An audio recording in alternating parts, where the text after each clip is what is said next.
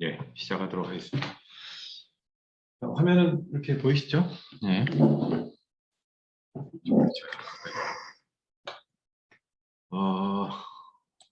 자, 오늘은 3주차로 지난주에 제가 말미에 그 스트레스 주제인 줄 알았는데 순서가 좀 바뀌었더라고요. 의사소통이 되겠습니다. 검사를 해보셨나요? 해보셨어요. 네. 검사를 많이 제가 다룹니다만 의사소통 유형에 대한 심리 진단 도구는 국내에는 제가 없는 것 같아요. 네, 본 적이 없습니다.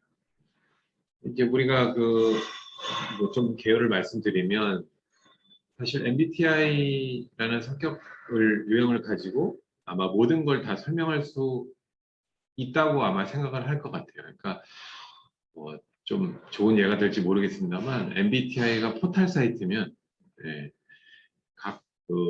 개별 검색 같은 게 있을 수 있잖아요. 무슨 쇼핑이 있을 수도 있고 무슨 전자제품이 있을 수도 있고 뭐 그런 식으로 좀 약간 특화된 그 영역. 사실은 의사소통도 어차피 성격의 발현이라고 볼 수는 있을 것 같아요. 좀 관점을 좀 달리하고 약간 범위를 좁혀서 이제 사실 보는 거거든요. 그래서 성격 타입, 성격 특질, 성격 유형하고 많이 연관되는 부분이 분명히 있을 것이다. 하지만 우리가 특별하게 지금 이제 대인관계 상호작용 차원에서의 의사소통을 어떤 중요한 어떤 이게 이제 진단하는 목적이 이제 있을 텐데 의사소통 유형을 진단해 제가 이제 이걸 어떤 측면을 어떻게 사용할까를 이제 좀 많이 보면서 기업에서도 활용을 많이 할 것이요, 학부모, 부모와 자녀 간에 또 많이 활용할 것이고, 뭐 친구 관계 혹은 동료 관계, 부부 관계 등등 많이 사용을 할 수 있을 거라고 생각을 해요. 관계 발전의 목적이라고 볼 수 있겠죠, 결국은. 그래서 성격 파악하는 것도 뭐 싸우자고 파악하는 게 아니니까 성격 잘 이해해서 같이 한번 잘 살아보자 뭐 이런 거니까 의사소통 유형도 이제 마찬가지라고 생각하시면 될 것 같아요. 근데 그 특별한 용도로 만든 검사 못 봤습니다, 일단은. 그래서 저희가 유일한 의사소통 진단하는 그런 유형 검사다라고 생각하시면은 될 것 같습니다. 그래서 이런 거를 관심을 가지고 진단을 하고 배운다. 이것도 참, 뭐 쉬운 일은 아닙니다. 근데 이 업 자체가 뭐 다 있으실 텐데. 그렇죠. 저야 뭐 이걸 만들고, 확산시키는 게 업입니다만, 선생님들은 뭐 센터를 하시고, 뭐 아이들 지도하시고 이제 이러신데, 부수적으로 활용을 하시는 겁니다만, 이런 정도까지 신경을 쓰시면 뭔가 저는 보상이 있을 거라고 확신을 합니다. 예, 그런 기대도 하고, 한번 들어보시고, 그 다음에 심리학에 관심이 있으신 분들은 많은데, 심리학 제대로 공부하기는 아마 쉽지 않죠. 요새 심리학 워낙 인기가 많고, 대학에 들어오는 학생들 심리학 거의 뭐 인문 쪽은 1순위 선호라고 하는데, 그렇게 들어가서 배우기는 또 쉽지 않고, 필요한 것만 이렇게 싹싹 뽑아가지고, 지난번에 말씀드렸다시피, 심리학 이론 같은 걸 쭉 정리를 한번 해보고, 한번 우리가 뭐 사이트에서 검색해서 할 수 있는 그런 지식은 아니니까 서머리 해본다 그런 입장으로 보시면 됩니다. 이게 또 아주 수준이 또 높은 건 아니에요. 제가 거기까지 또 강의할 역량은 안 되지만 실생활에서 우리 심리 이론을 활용해서 유용한 어떤 활용을 한다. 뭐 이 정도까지는 제가 만들어 드릴 수 있을 것 같습니다. 그래서 궁금증을 자꾸 가져오시면 되고 실제로 지금 이제 해보셨습니다만 앞으로 검사 학생들한테 시키시면서 하셔도 되게 여러 가지 다양한 뭐 문제와 궁금증 뭐 이런 것들이 많이 생기실 것 같아요. 그래서 어떤 지역 같은 경우는 사용자 선생님들이 서로 모여서 이제 세미나 같은 것도 하시고 그러면 저희가 세미나 지원 같은 것도 해드리고 교통비라든지 뭐 식사비 정도 뭐 그런 경우도 있고 그래서 사례 가져오셔서 같이 토론하고 뭐 이거 어떻게 해석하느냐 뭐 이런 식으로 진행을 많이 하시더라고요. 세미나가 이제 그런 거고 뭐 궁금하신 점 있으시면 뭐 저한테 또 요청을 하시면 뭐 단톡방이든 이런 식으로 해서 계속 그 선생님들이 이런 도구를 활용하는 데 있어서 좀 많은 효용을 가질 수 있도록 제가 지원을 많이 좀 해드리겠습니다. 지금 속속 계속 한 번씩 더 들어오시는데 들어오시는 분들 이렇게 당황하지 마시고 같이 분류에 참여를 같이 잘 하시면 되겠습니다. 녹화는 이미 처음부터 하고 있습니다. 다들 그래서 검사를 다 하셨는가 모르겠어요. 제가 확인한 분들은 이제 몇 분 계신데, 뭐 어제 밤에 하신 분들도 아마 있으실 거고. 이제 순서는 오늘은 이제 의사소통 유형에 관한 뭐 기본적인 뭐 심리학에서 다루는 그런 이론들 좀 살펴보고, 그다음에 이 검사 활용할 노턴의 이제 의사소통 이론, 뭐 유형론 이런 게 있는데, 그거 좀 살펴보면서 검사 해석하는 방법 좀 한번 같이 다뤄보고 시간이 좀 더 남으면 개별 검사의 해석을 좀 사례를 가지고 좀 더 해보는 그런 식으로 진행을 한번 해보겠습니다. 자, 첫 번째 슬라이드 보시면 이 슬라이드 마찬가지로 이제 다 전달해 드릴 거고 오늘도 끝나고 녹화 영상하고 의사소통 유형 사용자에게 간단하게 해석할 수 있는 영상까지 다 같이 제공을 해드리도록 하겠습니다.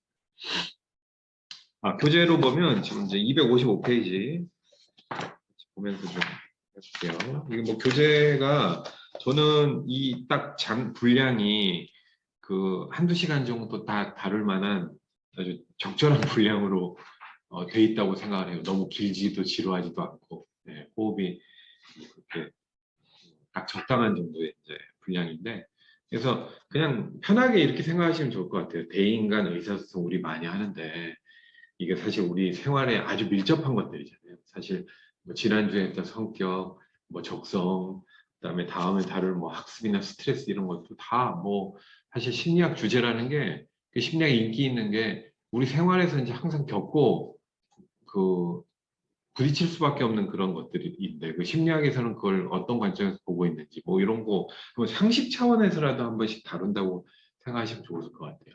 그런 식의 강의는 사실 뭐 쉽지가 않겠죠. 학교 가면 뭐 상당히 아마 부담이 많으실 거고 아마 학교 뭐 다니시는 분도 계시고 앞으로 그 계획을 하시는 분도 계실 거라고는 생각을 해요. 근데 저도 뭐 전공을 했습니다만 검사별로 이렇게 개별적으로는 또 따로 좀 약간 이렇게 습득을 해야 됩니다. 예.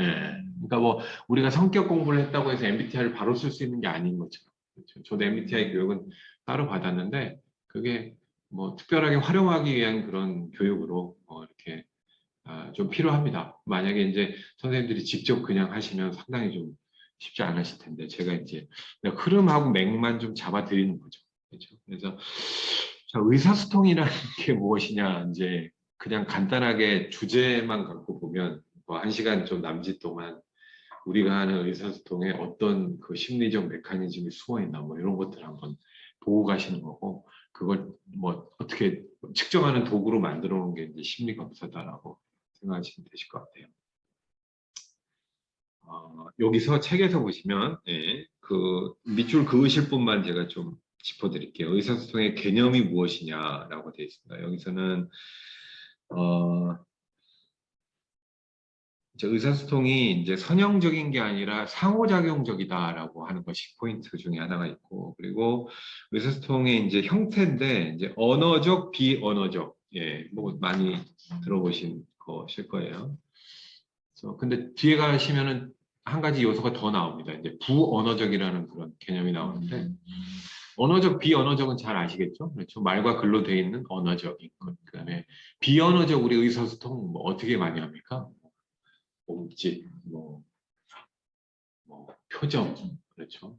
눈으로도 많이 말하고, 그렇죠. 그러니까 언어로 하는 아닌 이외의 것들을 우리가 비언어적이라고 얘기하는데 비언어적이 몇 프로 정도 될 것 같으세요?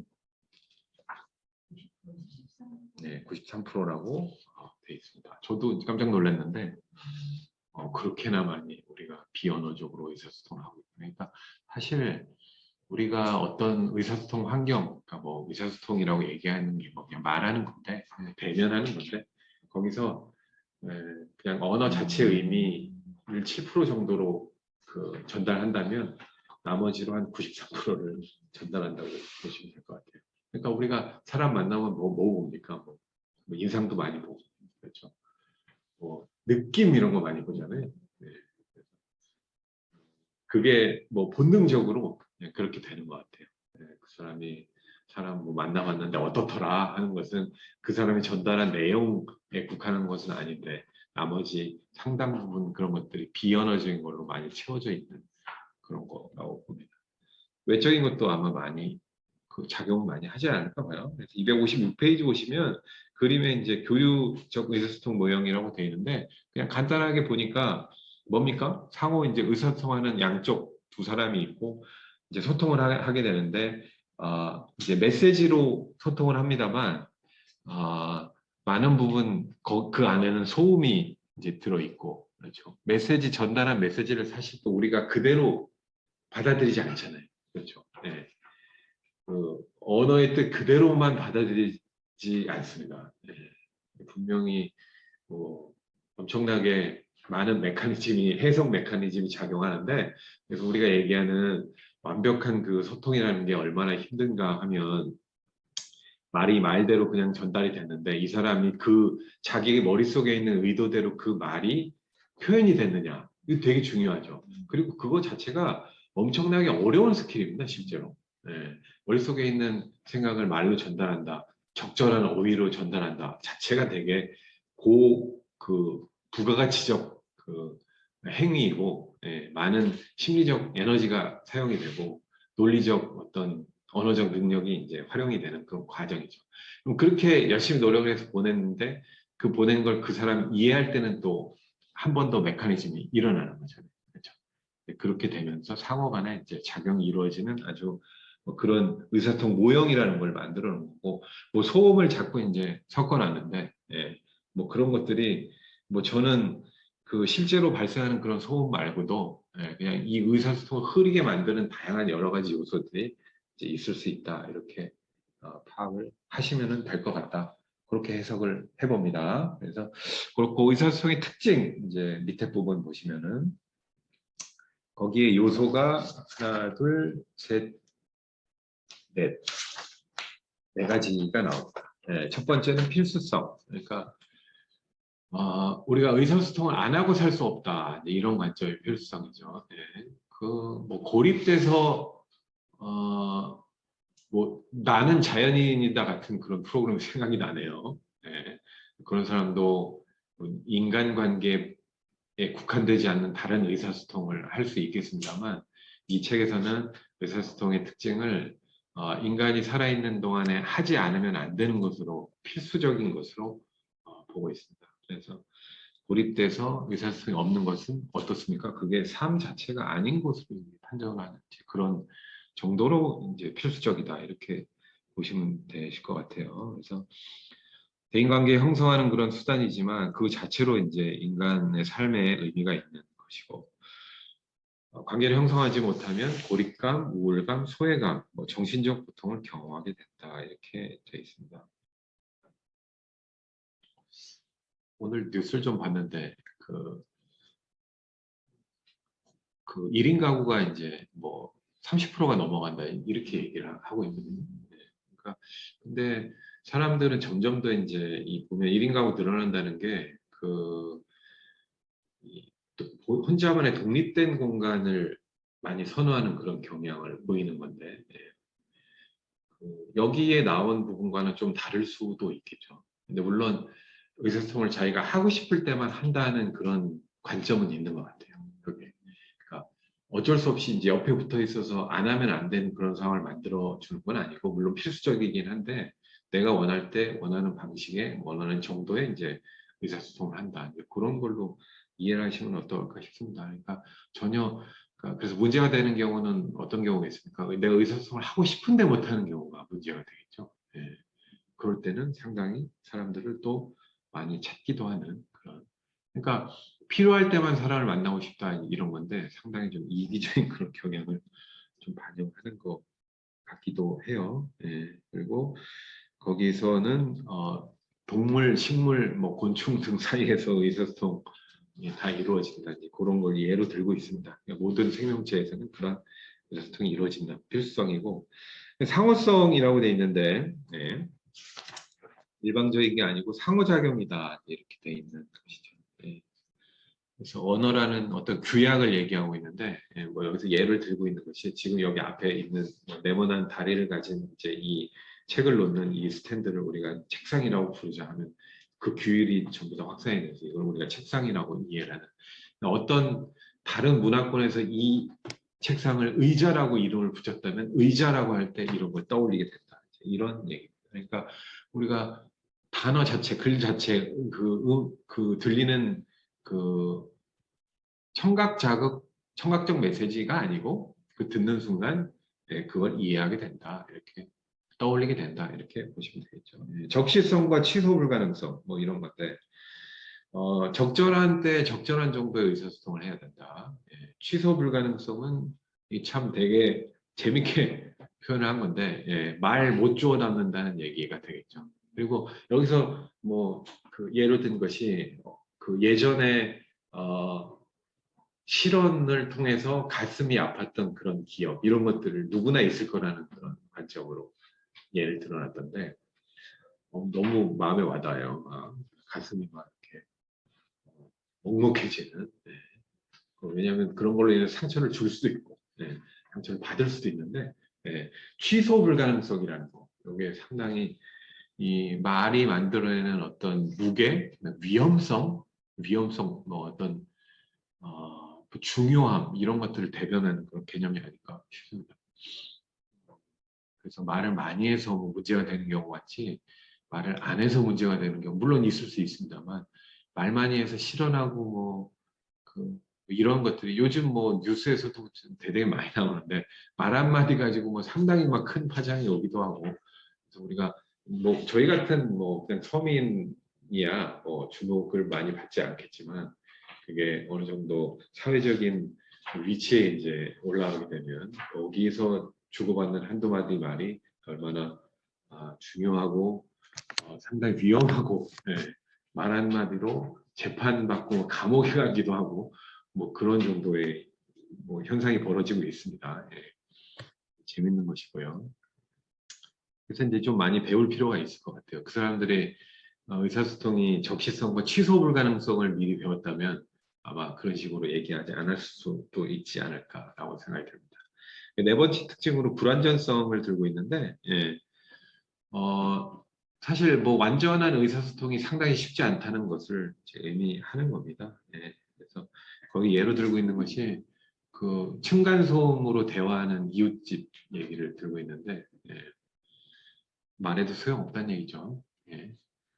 뭐 선생님들도 많이 느끼시겠지만 사람이 말로 바뀌지 않는다 아마 많이 아실 거예요. 아무리 설득하고 얘기를 해도 바뀌지 않더라. 뭐 저도 많이 얘기하는 바인데 불안정성 요소 특징 예로 이제 들 수가 있겠습니다. 그래 알았어 그래 뭐 알았다고 뭐 다 알고 있으니까 하지만 실제로 그렇게 얘기만 하지 변화가 없죠. 의사소통의 특징 중에 하나가 볼 수가 있습니다. 자, 그 다음에 뭐 의사소통 유형 척도는 이제 10가지. 그거 이제 노톤의 이론을 이제 보실 텐데, 그래서 오늘 다룰 것이 그 노턴의 의사소통 검사 이론입니다.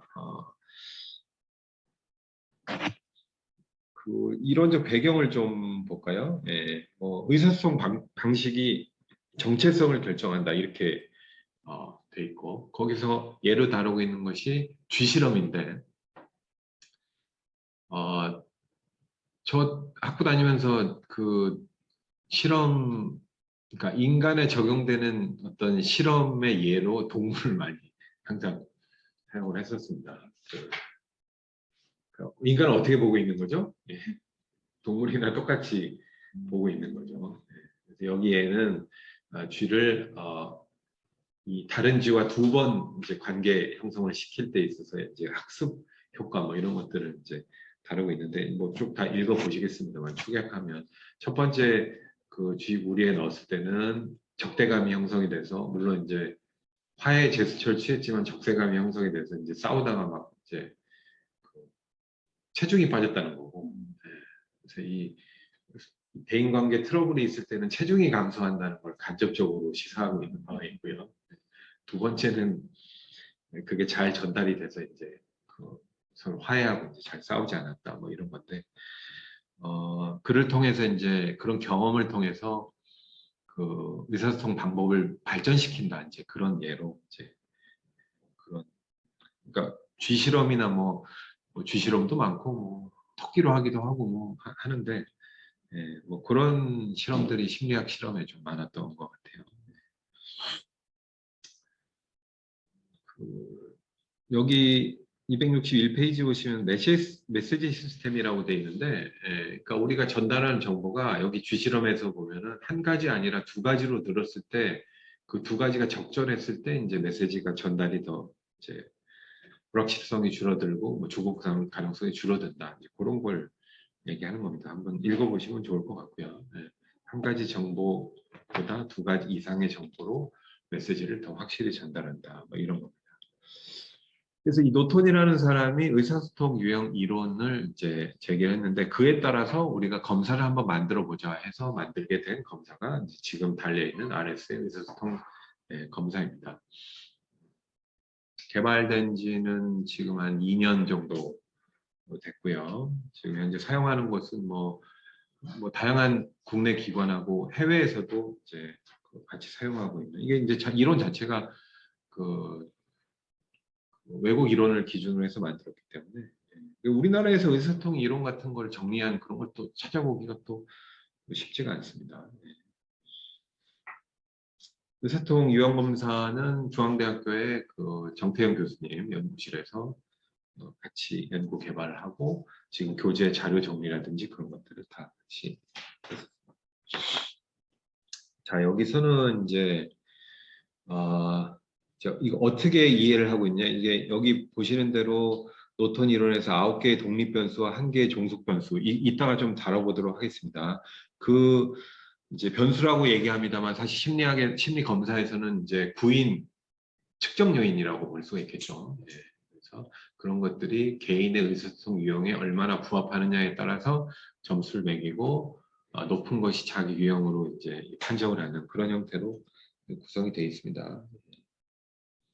그리고 의사소통 유형 간에는 유사성이 있다 그런 것들 얘기하고 있고요. 설문지 버전 두 가지가 있는데 저희는 긴 버전을 활용하고 있다 그렇게 말씀드릴 수가 있고 자 노턴의 의사소통 유형 척도의 특질은 무엇인가 한번 보실까요? 그래서 관찰 가능성에서 이게 겉으로 드러나야 된다 이제 그런 부분을 얘기하는 겁니다. 지금 여러 가지 유형들을 이제 앞으로 하나씩 다뤄볼 텐데 특질들이 다 있어요. 이 사람을 어떻게 하느냐 그게 이제 언어적인 것뿐만 아니고 행동적인 것도 같이 담겨 있거든요. 그래서 그런 것들을 또 관찰 가능성이라는 관점에서 우리가 보고 있는 것이고요.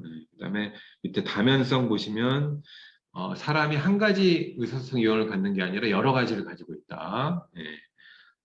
뭐 검사해 보셨으면 그게 하나만 뜨는 게 아니라 여러 개가 다양하게 뜨죠. 그렇죠. 그리고 그런 추세가 있고 유사성이 있고 낮은 것들이 또 있습니다. 또 그런 것들이 뭐 성격과 맞물려서도 이제 아마 요건 내 스타일과 좀 다르다 이런 것들이 아마 낮게 뜨고 이제 그렇게 돼 있을 겁니다. 그걸 이제 다면성이라고 우리가 이제 얘기하는 거고 공유성은 뭐냐면 의사소통 유형 간에는 공유하고 있는 공통 특질이 있다. 이제 그런 거고 일단 하나하나 살펴보면서 말씀드릴게요.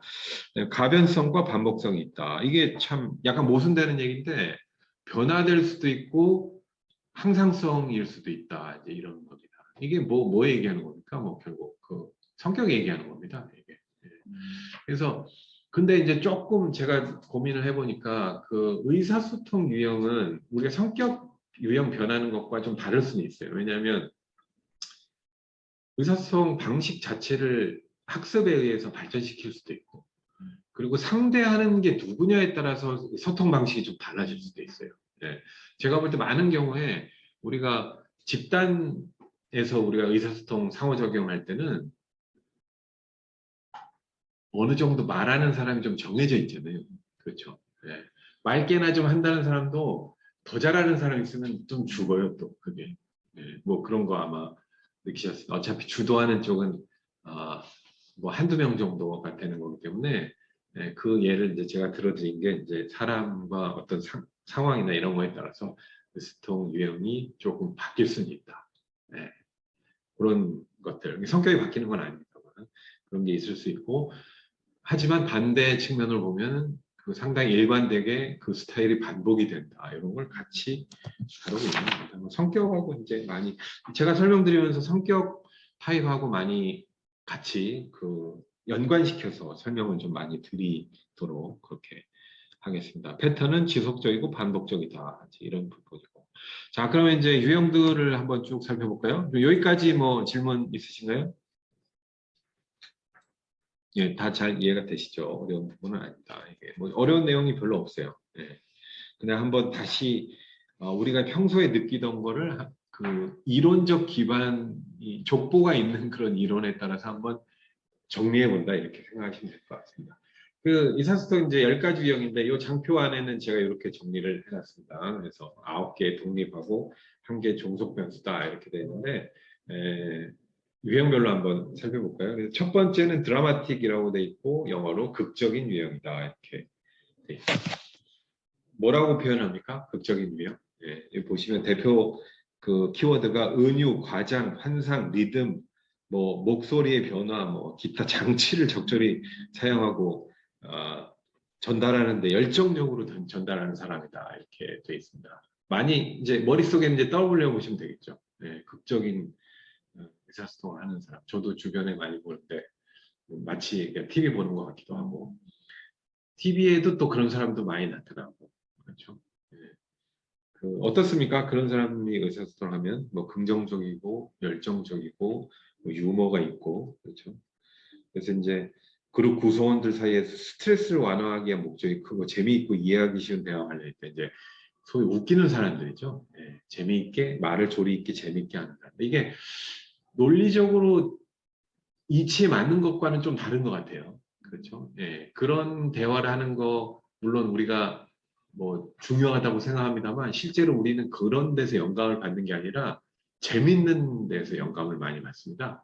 사실 강의 같은 것도 사실 전달보다는 재밌게 전달하는 데서 점수를 많이 받죠. 학생들에게 인기 있는 그런 강사들은 어떻습니까? 웃기는 사람들이에요. 대부분. 네. 저는 뭐 유튜브 같은 데서 보면 그냥 그 자체로 개그, 그러니까 뭐 내용 전달과 관계없이 뭐 이렇게 개그로 하시는 분들 참 재주가 좀 대단하신 것 같아요. 그런 거. 근데 그거는 듣고자 하는 사람의 어떤 뭐 이제 받아들이는 목적에 따라 좀 다를 수는 있습니다. 네.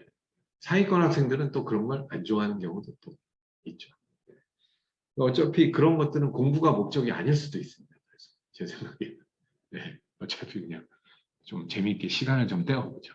뭐 이런 그런 학습 스타일은 어릴 때뿐만 아니라 성인이 돼도 마찬가지죠. 어떤 교수님이 말씀하시는데 뭐 대학원에서 강의를 하는데 뭐 다들 성인인데 그 휴강하니까 그렇게 제일 좋아하더라고요. 그렇게 말씀하시는데 배울 때는 다 졸리고 배고프고 막 휴강하고 좋고 뭐 그런 게 좀 있죠. 예.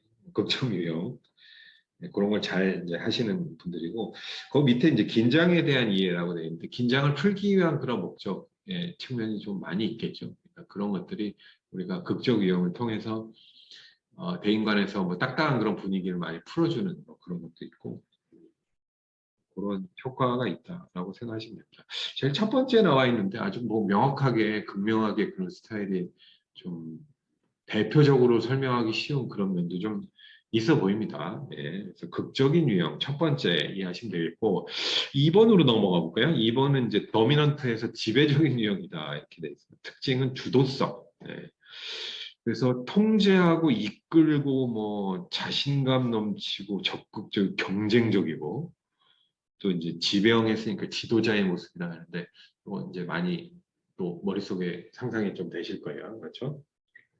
1번과 그러니까 각각 제가 말씀드릴 때 유형 간에 어떤 특징이 있는지 머릿속으로 딱 이제 이해를 하시면 될 것 같아요. 우리가 MBTI 같은 경우도 대표적인 이미지 같은 걸로 기억하시는 게 좋아요. 그게. 그냥 무슨 유형했을 때 그냥 코드 자체로 하면 하나하나 뭐 설명을 우리가 떠올려야 되지만 그런 거보다는 이제 직관적으로 이해하려면 어떤 스타일 이렇게. 그러니까 저는 사실은 예전에 검사할 때는 그 했던 전형적인 그 사람 피험자를 떠올렸어요. 이 유형의 전형은 이 사람이다. 그럼 딱 이 사람을 놓고 보면 그게 떠올라요. 왜냐하면 뭐 어떤 언어적인 거보다 어떤 이미지 심상 같은 게 훨씬 더 이게 각인이 좀 잘 되니까 그렇게 했던 경향이 있습니다. 그래서 여기도 마찬가지예요. 그 유형을 구분하시고 그리고 뭐 차이가 뭔지 딱 떠오르는 그런 단서가 있으셔야 돼요. 그렇게 하시는 게 좋습니다. 이거 한번 읽어보시면 이건 어떻게 떠올리는 게 좋겠다 이제 드러나죠. 지배형의 코드 자체로 그 어휘 자체로 우리가 지도자 유형의 그 딱딱하고 막 경쟁적이고 고압적인 그런 스타일을 연상해 보실 수 있으실 것 같아요. 그렇게 이해하시면은 딱 맞으실 것 같아요. 그래서 특징은 뭐 어떤 특징이 있습니까? 지배가 구현이 된다. 그래서 그렇게 얘기하는 사람은 일상생활에서도 그렇게 행동한다. 그렇게 얘기하고 있고요. 두 번째는 지배와 비언어적 수단의 상관관계가 존재한다. 이렇게 되어 있습니다. 예. 비언어적인 그 수단도 지배적이다. 이렇게 보는 거죠. 예. 저는 사실 이런 사람들 되게 싫어합니다. 짜증나요. 힘들고 좀 약간 잘난 척하는 것 같다고 그래야 되나? 예. 사람이 좀 그러기가 좀 쉽지 않은데 이게 이제 성격 특징에서 나오는 거기 때문에 우리 지배형하면 이제 MBTI에서는 이제 E와 T의 조합 이렇게 보통 얘기를 많이 합니다. 외향과 논리형, 외향적 논리형 이렇게 얘기를 많이 하죠. 뭐 앞에 극적 유형은 MBTI로 보면 어떻겠습니까?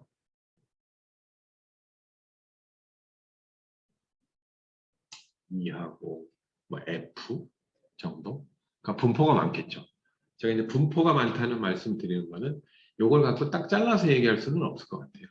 근데 그런 어떤 성격과 연관성을 보면 그런 코드가 많이 나올 것 같은 그런 생각이 듭니다. 그래서 제가 뭐 몇 번 말씀드렸습니다만 검사를 여러 개 하는 것의 장점은 상호 간의 어떤 체크가 된다. 그래서 요것도 하시고 MBTI 같은 성격 특질, 뭐 지난주에 저희가 배웠던 성격 특질 검사 같이 하시면 그 특질 간의 상호 관계가 딱딱 뭐 나오겠죠. 그렇죠? 예. 우리 지난주에 배웠던 외향성과 뭐 개방성과 뭐 절제 뭐 이런 것들이 다 이런 것과 그 의사소통 유형하고도 연관이 있을 거라고 저는 생각합니다. 특질별로 보면 더 그렇겠죠. 예. 극적 유형은 뭐 은폐성이 낮을 것이요 뭐 등등 그렇게 바로바로 직관적으로 생각을 해볼 수가 있습니다. 행동까지 그러니까 지배 유형 막 뭐 그러면 막 짜증나죠. 그렇죠. 그 말도 안 되는 얘기 막 밀어붙이고 이럴 때 그런 것도 좀 싫기도 하고 그렇습니다. 대부분의 사람들은 좀 그런 걸 싫어할 거라고 보는데 이제 실제로 의사결정을 이런 것들을 다른 사람에게 막 의지하는 사람은 또 선호할 수도 있을 것 같아요. 해주니까 좋다. 뭐 이런 거 있지 않습니까? 수동적인 그런 경우는. 예를 들어서 이제 그럴 수 있다는 이제 말씀드린 거고요. 예. 마지막으로 이제 특징 보시면 265페이지 아랫부분에 지배적인 유형의 사람의 행동, 태도, 지각은 예측 가능하다. 예. 목소리가 더 크고 짧게 대답하고 장황하게 얘기 안 한다 그래요. 예. 상대방의 행동을 수정할 것을 요구한다. 정말 너무 싫죠. 예. 많이 그럴 것 같아요. 여성보다 남성에 더 많이 나타난다. 지배적인 그런 이제 성적인 그런 그 특징하고도 이제 분포가 관련이 있을 거다라고 보게 됩니다. 지배적인 만약 여성이 있다면 상호 눈맞춤을 많이 사용을 한다 이런 특징이 이제 있을 수 있습니다. 자, 그래서 첫 번째 극적, 두 번째 지배적 고압적인 그런 스타일을 받고 세 번째 보면 논쟁형이라고 돼 있죠. 제가 좀 논쟁형인데요. 예. 논쟁형은 뭐라고 얘기합니까? 자꾸 따지고 들어가는 거예요. 그러니까 이제 시비 건다 하면 이거는 좀 약간 부정적인 표현이 되는데, 그건 왜 그래? 이렇게 볼 수도 있지 않나? 이런 식으로 이제 그 안에서 논리의 어떤 그 확대를 하는 거죠. 예, 뭐 허점을 찾을 수 있지만 그건 약간 딴지 거는 것 같은데 확대를 시키는 그런 유형입니다. 그래서 그 우리가 논쟁형이라고 얘기하는데 사실 우리 지배형도 논리하고 관련이 많이 있어요. 논리가 없이 지배할 수가 없겠죠. 예, 그러나 논쟁형은 그거와 다른 논리 스타일이라고 생각하시면 될 것 같아요. 그래서 MBTI 유형으로 보면 내향과 사고형, T형과의 조합이 인 경우가 상당히 많습니다. 중요한 얘기가 나오는데 논쟁형의 첫 번째 특징 상호 발전형의 세 번째 줄 보시면 친밀함의 표현으로 나타난다라고 돼 있잖아요. 네, 이런 거 뭐 혹시 이해가 가능하신가요? 이해가 안 되시죠? 네. 선생님 제가 결과를 봤는데 이해가 안 되실 것 같아요. 이게 저는 약간 이해가 가는데 그런 식으로 그 사람과 그런 논의를 끌고 가면서 대화를 하고 싶어요. 네, 그게 친밀감의 표현입니다. 그러니까 우리가 보통 친밀감의 표현은 와 막 맞장구 쳐주고 막 이해하는 척하고 막 공감하고 막 이래야 되는데 이 사람들은 스타일이 이런 스타일로 그 친밀감을 이어가려고 그러는 거예요. 그러니까 다른 유형의 스타일은 좀 이상하게 생각하겠죠. 얘가 왜 나한테 자꾸 시비를 걸지, 딴지를 걸지? 근데 그게 생각과 달리 친밀감을 표현하는 것이다. 이게 이제 유형 간의 차이가 이렇게 될 때, 예를 들면 그게 이제 부모와 자녀 간의 세팅이나 부부 간의 세팅이나 뭐 이런 걸로 한번 가정을 한번 해보세요. 예. 서로 그런 스타일이면 괜찮겠지만 한쪽이 다를 경우라면 상당히 지금 말씀하시는 느끼시는 오해 같은 것들 분명히 있을 수 있어요. 논쟁형들이 이제 오해를 많이 받는데 막 따지고 든다고. 그래서 좀 밑에 보시면 논쟁형의 그 다음에 부정적인 측면이 나오죠. 서비스 직종이나 이런 쪽에는 논쟁형의 분포가 상당히 적다. 그러니까 뭐 하라고 해도 사실 못하고 뭐 시키지도 않고 뭐 자기도 안 할 거예요. 예. 반응 방식 자체가 그렇기 때문에 보시면 서비스 제공자와 고객 사이의 논쟁적 의사소통은 긍정적 감정을 덜어내고 불편한 감정을 유발할 가능성이 높다 이렇게 되어 있습니다. 예.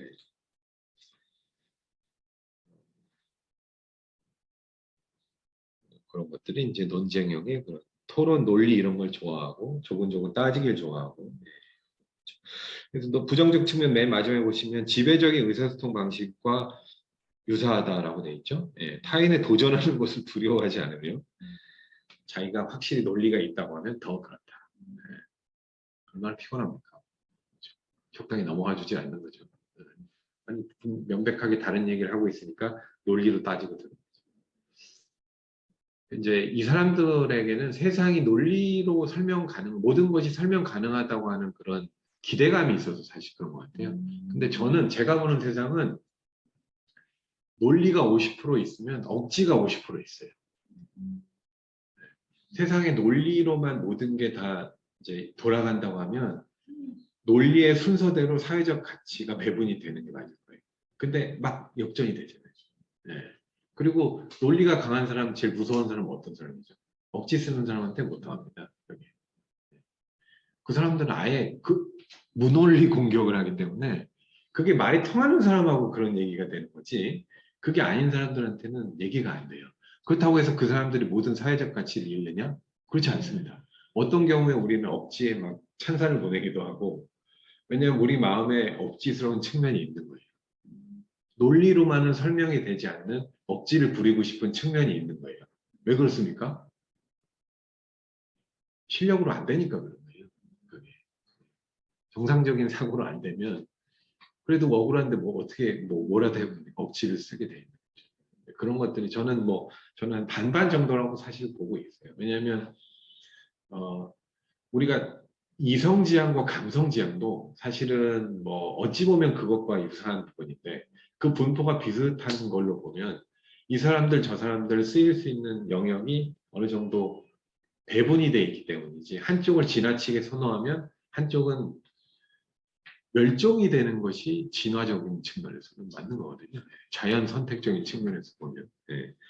그런 차원에서 저는 논리가 억지와 공존한다. 논쟁형은 그런 억지와는 관계가 없고 그런 공격에 특히 좀 더 취약할 것이다라고 생각합니다. 근데 우리가 논리와 논리가 만나면 이제 어느 정도 얘기가 되고 뭐 무슨 싸움이 되든 아니면 합의가 되든 뭐 이렇게 될 텐데 억지와 억지가 만나면 어떻겠죠? 조건 안 봐도 되겠죠. 기준이 없기 때문에. 그냥 자기가 유리한 게 맞는 거고 뭐 이렇게 될 가능성이 사실은 높습니다. 그런 부분은 지향해야 되는 그런 의사소통 그 스타일이다라고 볼 수가 있겠죠. 논쟁형이 그렇고, 자, 네 번째 주의형 어텐티브라고 돼 있는데, 그 대부분 유형들이 그 어휘 자체로 아 이게 무슨 타입이겠구나, 무슨 스타일이겠구나 다 유추 가능해요. 그렇죠? 주의형은 뭐 어떤 거겠습니까? 예. 주의형, 이제 내가 너한테 주의를 집중을 잘 하고 있다 이런 거죠. 예. 청자에게 자신이 상대방을 경청하고 있다고 확신을 심어주는 유형이다 이렇게 돼 있습니다. 그래서 얘기하기보다는 상대방의 이야기에 귀를 기울이고 공감하는 것이 의사소통의 핵심이라고 여긴다라고 되어 있습니다. 듣기 능력과 밀접한 관련이 있다. 앞에 세 개는 지금 거의 대화를 그 발화하는 그런 스타일들이었다면 주의형은 반대 유형으로 볼 수가 있겠죠. 그러나 이 사람이 여기서는 소극적이라고 얘기하고 있지 않습니다. 적극적으로 주의를 집중한다라고 볼 수 있는 거죠. 그래서 지금 타이밍에 이 사람에게 잘 들어주는 것이 내 의사를 잘 전달하는 방법이다라고 이해를 한다는 거예요. 이게 얼마나 참 어려운 일입니까, 이게. 네. 그리고 어느 정도 이런 사람들이 있어야 되고, 그 치유적 관점에서도 이게 정말 많이 필요해요. 남한테 고민 상담한다고 그러잖아요. 그렇죠? 얘기 많이 합니까, 그런 사람들? 그냥 듣고 있기만 하면 되는 거예요. 상담자도 뭐 일단 잘 들어주는 게 이제 원칙입니다. 말은 내담자가 하도록 만드는 것이지, 예, 들어주는 게 원칙이기 때문에 주의형은 이 치료적인 그런 측면에서 상당히 좀 그 효과가 높은 그런 면인데, 예. 밑에 이제 그 267페이지 보시면 다양한 활용에, 예, 그 대인 관계에서 치료적 연구에서 많이 사용되어 왔다 이렇게 돼 있죠. 그러니까 우리가 많이 들어주는 것이 상대방에게 얼마나 큰 도움이 되는가 이제 알 수가 있고, 그렇죠? 능동적 듣기라고 좀 표현을 하고 있어요.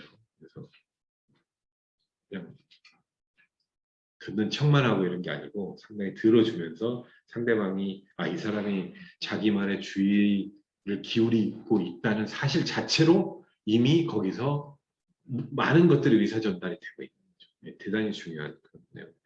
말 안 하고. 위에 무관심한 행동 활동이 작동하고 있을 의미입니다. 예. 예, 예. 셋째 쪽 위에. 예. 무관심한 이게 그 원문을 번역하다 보니까 약간 좀 보면은 조금 덜 이해 가능한 그런 내용들이 좀 보이기는 해요. 그러니까 주의형의 의사소통자가 소극적, 수동적, 무관심함을 나타내는 것이 아니라기 때문에 그 반대라고 이제 볼 수 있는 거죠. 그러니까 겉으로 그렇게 보이지만 실제로는 능동적이고 적극적인 의사소통을 하고 있는데 이제 겉으로 보기에 그렇게 보일 수 있다라고 이제 표현된 것이라고 생각하시면 될 것 같아요. 아니라이기 때문에. 보통 우리는 듣고 있으면 저 사람이 저 사람이 내 관심이 없어서 그런가. 근데 물론 그럴 수도 있겠죠. 그렇죠. 그래서 듣는 사람들의 그 비언어적인 그런 의사소통 액션이 되게 중요해요. 네. 왜냐하면 저만 해도 사실은 저는 이제 물론 저도 논쟁형이긴 한데 주의형이 되게 많거든요. 왜냐하면 저는 말을 사실 하는 걸 그렇게 좋아하진 않습니다. 그리고 말 많은 걸 좋아하는 사람이 저를 많이 찾아요. 왜냐면 많이 들어준다고 생각하고 그리고 많지는 않고 잦지는 않아도 그 때때로 군데군데에 이제 집중하고 있다는 걸 보여줘야 돼요. 정도라도 그렇게 보여주면 그 사람은 말을 더 많이 하죠. 막 신이 나서 막 이 사람이 들어주니까 상당히 피곤합니다. 그렇기 때문에 상담자가 돈을 받고 하는 거예요.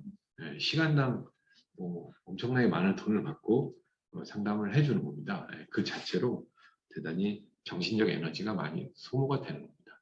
그러니까 가만히 보면 말하는 걸 좋아하는 사람을 봤어도 듣는 걸 좋아하는 막 들어서 막 내가 힐링됐다 그런 경우는 그렇게 많지 않습니다. 하는 것 자체로 막 좋아하고 막 이런 부분이 있는데 그래서 상담을 하는 사람도 다른 상담자한테 가서 말을 함으로써 힐링이 되고 그렇게 되는 거죠. 말은 이제 그런 의미가 있는 것 같습니다. 네. 주희영이 이제 들어주는 스타일로 처음 나왔고, 자, 5번 가면 활발형 돼 있는데 애니메이티드라고 표현이 돼 있습니다. 애니메이션. 예, 만화죠. 활발형은 이게 이제 아까 말씀드린 대로 이제 앞에 나와 있는 유형하고 무슨 구분이 있는가를 이제 항상 보셔야 되는데 극적인 거하고 제가 1번에 나와 있어요. 그렇죠? 극적인 거하고 활발한 거하고 딱 들어봤을 때 이거 약간 유사할 수 있겠다 생각이 들 수 있죠. 뭐가 다를까요? 이게 비언어적인 겁니다. 예, 아주 확실하게 구분이 되는 거죠. 그렇죠?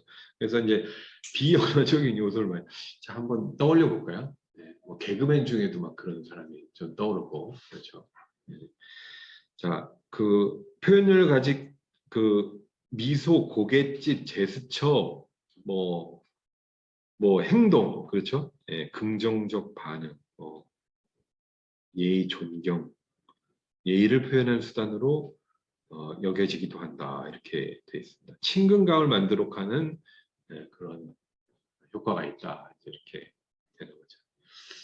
저하고는 완전히 반대인데 저도 주변에 많이 있어요. 다 떠올리게 되는데 하면서 막 이제 손짓, 몸짓, 막 발짓, 막 무슨 막 정말 물론 이제 비언어적이라고까지 볼 수 없습니다만 막 목소리가 커지고 막 이제 그런 우리가 부언어적이라고 이제 얘기를 하는데 막 얼굴이 막 빨개져요. 막, 네, 막 하도 막 열정적으로 얘기를 하는 바람에 그렇죠. 네. 그러려면 부언어적이라는 걸좀 언어인데 말과 글 말고 목소리의 톤, 끊김, 네, 뭐 이런 겁니다. 막 말투, 뭐 이런. 비언어적은 주로 행동과 관계. 예, 말이 아니에요. 네. 부언어적은 네. 말인데 말소리의 고저, 뭐 장단, 뭐 말하다가 끊어지는 거 있잖아요. 그냥 말문을 확 막는 거. 네, 그런 것도 부언어적이라고 표현을 하고 있습니다. 얘기를 하다가 쉰다. 그럼 뭘까? 이 사람이 뭔가 생각하고 있나? 아주 중요한 걸 얘기를 하는 거나 뭐 이런 거. 혹은 어떤 게 있습니까? 화가 난다. 네. 내가 뭐 분명히 뭐 여러 번 얘기했잖아. 쉬는 거죠. 그러면 화가 나는 걸 표현할 수도 있고 모든 것이 이제 부언어적인 단서라고 얘기를 합니다. 네.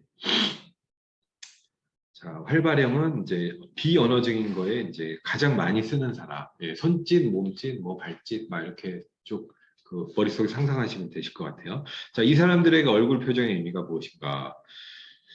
특징이 이제 있죠. 눈썹이 치켜 올라가고 화가 난 미간이 찌푸러지고 뭐 입꼬리가 올라가고 그 얼굴에 왜 그 감정이 그대로 드러난다 이런 사람 아마 들어보셨을 텐데 어떠신가요? 그게 좀 성인으로서는 좀 너무 가볍다는 저는 보통 이제 그렇지는 않은 편인데 얼굴에 다 보인다 드러난다 뭐 이런 거 어떠신가 모르겠어요. 그런 사람 우리가 검사를 하고 나면 활발형이라고 나올 가능성이 상당히 좀 높습니다.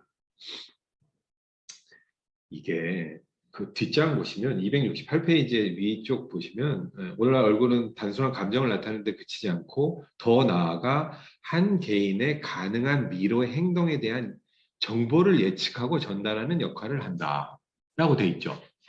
이게 고상하게 표현했는데 이거 뭡니까? 이게 그렇죠. 근데 우리 주변에서 이거 뭐라고 얘기합니까? 관상이잖아요, 관상. 네. 단순한 감정을 나타내는데 그치지 않고 한 개인의 가능한 미래 행동에 대한 정보를 예측하고 전달하는 역할을 한다. 관상이 어때서 저 사람은 뭐가 될 거다, 어떻다, 혹은 과거에 어떤 삶을 살아왔다고 얘기하잖아요. 관상이에요, 관상. 심리학에서 지금 노턴의 그 의사소통 유형에서는 관상을 얘기하고 있는 겁니다. 관상이 그 잘 보면 이제 그 과학적이라고 얘기하는 거잖아요. 이게 얼마나 중요한 얘기입니까?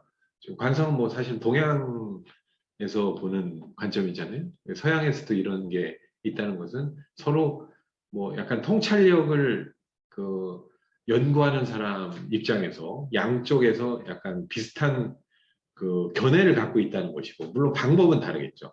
여기는 이제 이 통계적인 측정법을 활용하게 됩니다만, 동양에서는 이제 관상, 우리 뭐 영화도 이제 관상 있었습니다만, 예, 딱 보면 어떻습니까? 뭐 저는 잘 보지도 못해서 뭐 모릅니다만, 좀 관상은 과학이다, 뭐 이런 얘기도 있고, 예. 분명히 뭔가 있을 것 같기는 해요. 그리고 그렇게 봐서 그런지 진짜 그 사람은 그럴 것 같기도 하고, 예, 비열한 얼굴 하고 있어. 별것 같기도 하고. 좀 이렇게 행색이 좀 그러면 이렇게 좀 깔끔하지 못할 것 같고. 예. 뭐 그런, 뭐 사기치게 생긴 사람은 뭐 정말 사람을 홀리게 생길 것 같고, 뭐 그런 면은 그렇게 생각해서 봐서 그런지 모릅니다. 여기서 얼굴의 형태, 표정이 비언어적인 그 수단이 사람의 미래 행동을 예측하는 단서가 된다고 얘기해요. 사기꾼들을 우리가 뭐라고 얘기하죠? 비언어적인 의사소통이 상당히 밝은 사람입니다. 상당히. 제가 만나봤던 사람도 실제로 그래요. 딱 보니까 하는 거 보니까 일단 진실되지 못한데 뭔가 있어 보이도록 궁금하도록 만드는 그런 재주 같은 게 있어요. 그 말에 전달에 진실성이 없습니다만 그게 사람 마음을 파고드는 그런 면이 있습니다. 그 사기꾼들이 뭐 100% 확신한 팩트만 얘기하지 않잖아요. 100%가 뭡니까? 뭐 아예 거짓말도 많이 하는데 거기에 뭐 정상적인 사고를 갖고 있는 사람이 딸려간다는 게 희한하잖아요. 근데 많아요, 그런 게. 사기 당했다는 사람도 뭐 의사, 판사, 변호사, 무슨 전문직의 뭐 박사, 할아버지까지 많아요. 네. 그런 재주라는 게 분명히 있는 거죠. 아까 말씀드린 대로 우리 삶이라는 게 논리만 갖고 안 된다는 게, 네, 그런 말도 안 되는 그런 뭐 사실 억지스러운 뭐 뻥이나 부풀린 뭐 과대 그런 포장 이런 것들이 실제로 믿게 되거나 기대를 품게 만드는 그런 경향이 있을 수 있다. 네, 좀 재미있는 얘기입니다. 어쨌든 노턴의 의사소통 위원이 관상을 얘기하고 있더라. 이렇게 보시면 되실 것 같아요. 자, 그래서 활발형, 비언어적 키워드 한번 그 체크해 놓으시고, 그다음에 여섯 번째 인상형인데 이게 이제 인상형 요거만 갖고 좀 모를 수도 있을 것 같아요. 영어 보니까 impression living이라고 되어 있습니다. 예. 요거는 제가 주변에서 그렇게 많이 본 것 같지는 않아요. 예, 인상형은 그 대화 후에 그 사람에 대한 인상이 가장 강하게 남도록 하는 그런 장치를 활용하는 스타일이라고 얘기를 합니다. 보신 적 있으신가요, 혹시?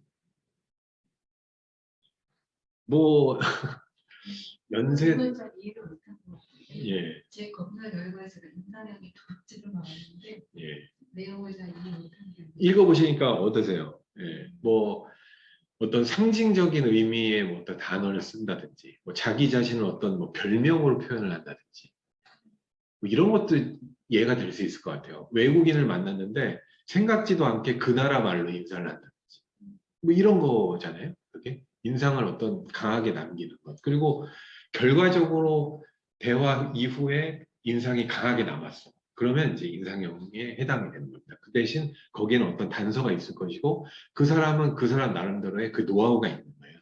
생각해 보니까 그런 것 같기도 합니다. 물론 우발적으로 그런 게 생겼을 수도 있습니다만 어느 정도 의도가 있었다면 그 지금 뭐 비언어적이든 언어적이든 지금 예로 든 것 같은 이런 것들이 어떤 의미겠습니까? 네, 그러니까 나를 뭐 예를 들어 캐릭터로 보면 어떻게 이해를 해달라. 그러면 그걸 생각하면 빨리 떠올려지니까 그렇죠? 그냥 이름 듣고 뭐 하는 사람이고 이런 거보다는 훨씬 더 많이 남을 거라는 걸 의도한 거다라고 볼 수가 있는 거죠. 그러면 질문 있는데요. 예, 예. 제가 만약에 상대방한테 이런 인상형을 줄 수 있도록 의도치 않아도 상대방이 저 인상형을 볼 수도 있는 거잖아요. 그렇겠죠? 네, 그럴 수 있겠죠. 근데 그런 자기 특징을 갖고 있는 게 그게 내가 알고 있을 수도 있지만 모를 수도 있잖아요. 네. 그거를 뭐 의도에 관한 거는 우리가 다루진 않습니다만 어쨌든 자연스럽든 아니면 그 사람이 노력을 해서 그걸 만들었든 간에 그런 인상형 그런 스타일이다라고 이제 기술을 하고 있습니다. 네. 대화 상황 속에서 그 자기 자신에 대한 평가나 통제가 냉철하다고 되어 있습니다. 신경을 되게 많이 쓴다는 거예요. 네. 다분히 의도적이다라고 볼 수 있을 것 같아요. 그러니까 사실은 우리가 따지고 보면 사실 나쁜 인상 남기거나 아무 인상 안 남기기는 되게 쉬워요. 그냥 적당히 대충 하면 됩니다. 예, 소통도 많이 안 하면 되고. 근데 만났는데 그 사람 참 인상이 좋다거나 기억에 남는다거나 물론 나쁜 쪽으로 남으면 안 되겠습니다만 나쁜 쪽으로 남는 방법은 또 상당히 무리한 방법이 있겠죠. 예, 그런 방법이 되려고 하면 이거는 어느 정도 노력을 하고 신경을 쓰는 차원이라고 볼 수 있다는 거죠. 예, 그래서 그 이렇게 뭐 예를 들면 뭐 이게 예가 될 수는 있을 것 같아요. 그 남녀 간의 어떤 만남 이런 거에 사실은 첫 만남에 주는 인상이나 이런 것들이 상당히 좀 중요하잖아요. 그런 것들은 특히 뭐 제가 얘기를 들어보면 남자 쪽에서는 상당히 의도된 거라는 얘기가 많이 있습니다. 어떻게 하면 호감을 갖도록 해볼 것이냐. 근데 뭐 살다 보니까 여자는 사실은 비언어적으로 더 하는 게 있다라는 그런 얘기도 좀 듣기도 하고, 예, 그런 게 아마 얘가 될 수 있지 않을까 싶습니다. 예. 그래서 그런 것들 평가 통제가 냉철하다. 내가 잘한 것 같냐? 뭐 이런 식으로 이제 질문을 하고 그런 걸 생각을 하고 노력을 하고 이제 그런 관점이라고 볼 수 있겠죠. 예. 그 밑에 보시면 청자 역할의 중요성이라고 돼 있어요. 그러니까 같은 인상형도 인상형으로 안 볼 수 있는 거죠. 상대방에 따라서. 그러니까 여기서 이제 화자의 의도대로 청자가 정보를 받아들이는 과정이 필요하다라고 돼 있잖아요. 그렇죠? 이런 걸 제가 생각할 때는 그냥 그 궁합 같은 것 같아요. 인연, 네, 어떤 스타일, 잘 맞는 부합하는 스타일, 그렇죠? 어떤 사람에게 긍정적인 인상형이 다른 사람에게 아닐 수도 있을 것 같아요. 그래서 청자의 변수가 되게 중요하다라고 그 표현을 하고 있습니다. 그러니까 사실 뭐 우리가 흔히 하는 얘기로는 모든 사람에게 다 환영받을 수는 없다. 뭐 이런 거하고도 비슷한 맥락이라고 볼 수 있을 것 같아요.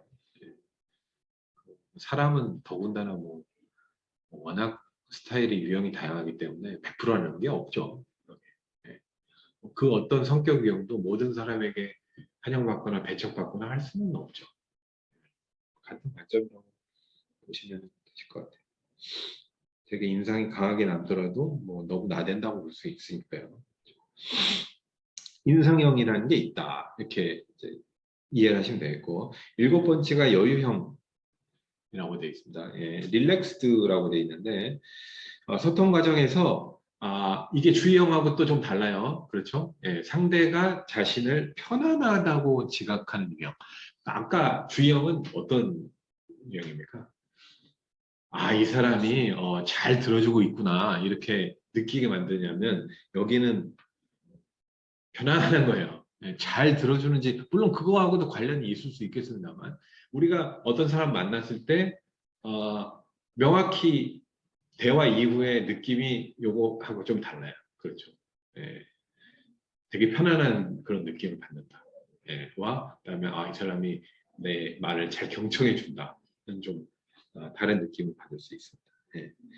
차분하고 편안하게 자신 이야기를 하고 긴장과 불안이 느껴지지 않을 때 여유형의 의사소통자로 인식이 된다. 이 사람들은 뭐 사실 단순히 듣는 측면이 아니고 얘기를 본인이 하면서도 아주 부드럽고 자연스럽게 이끌어간다. 이런 걸 이제 표현한 거라고 생각하시면 되실 것 같아요. 그렇죠?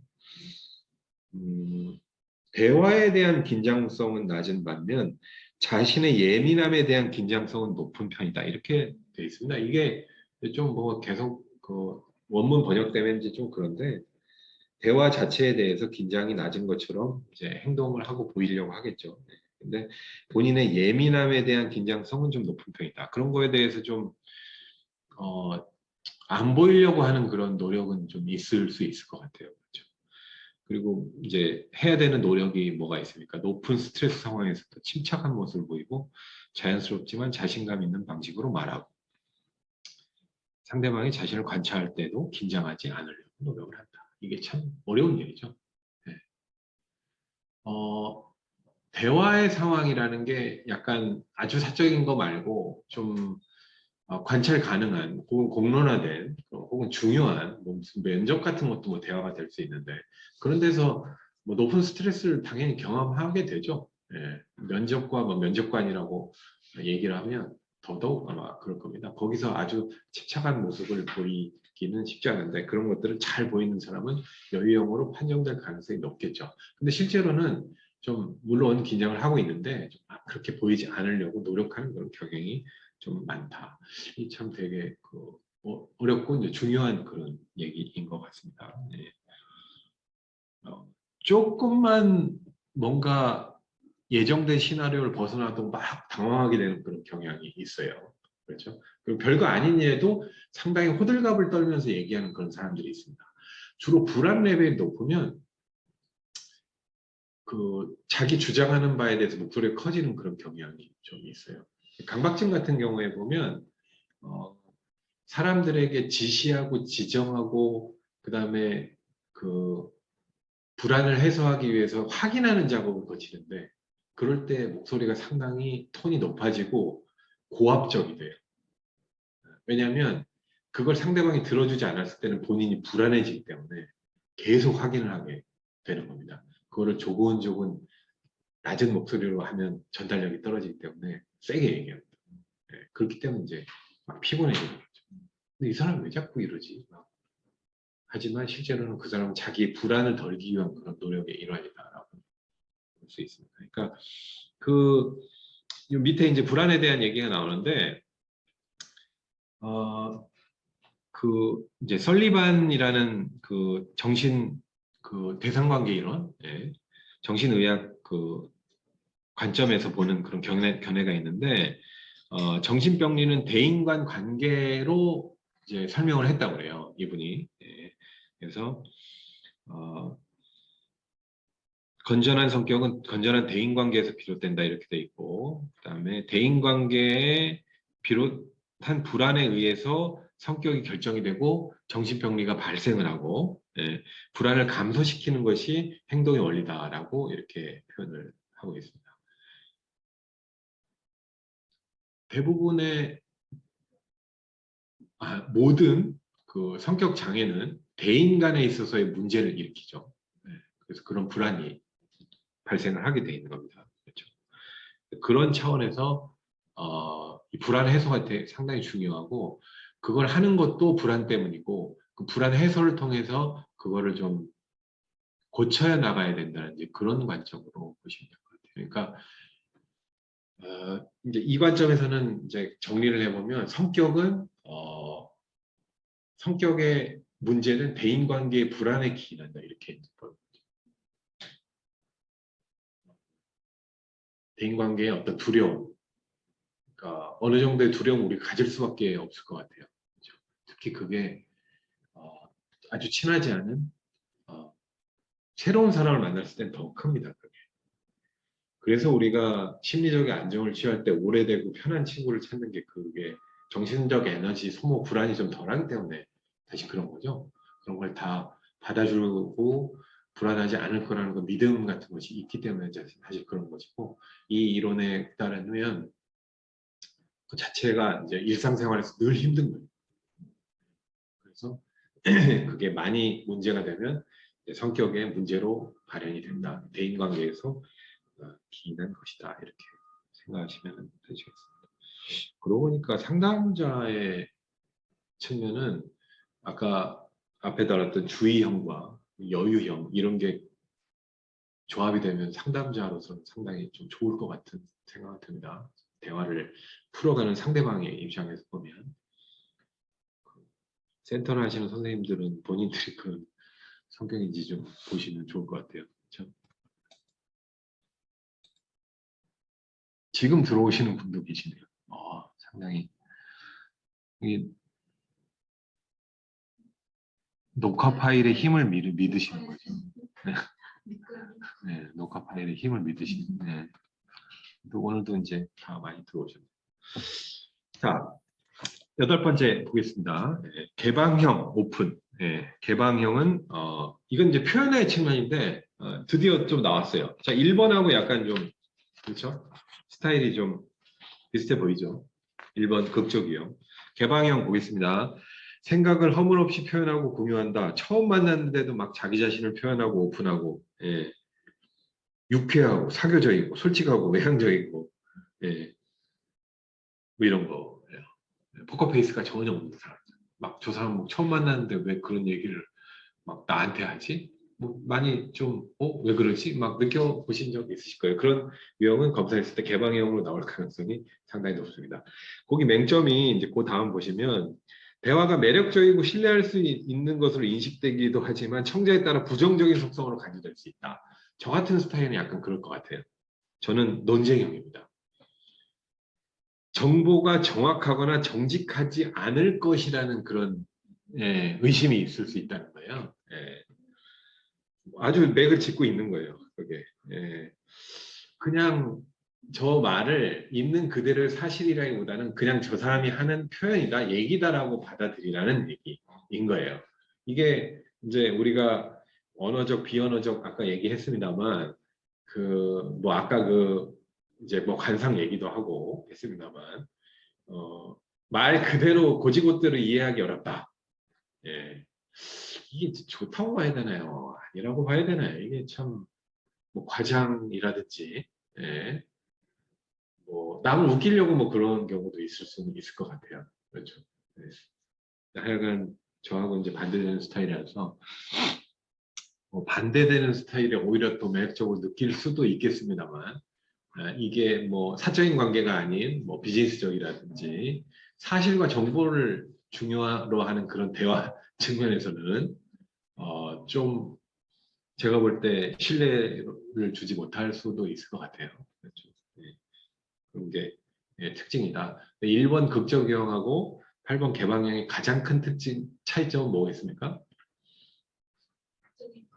극적인 네. 제스처나 예. 그런 것들은 이 사람은 말로만 판단하는 그렇죠. 거지. 여기 이제 오픈, 자기 정보의 오픈이라는 측면에 좀 중점을 많이 두고 있는 것 같아요. 네, 극정은 아까 비유, 과장 뭐 이런 거 얘기했고 그 다음에 또 유사하게 볼 수 있는 게 활발형이 또 있잖아요.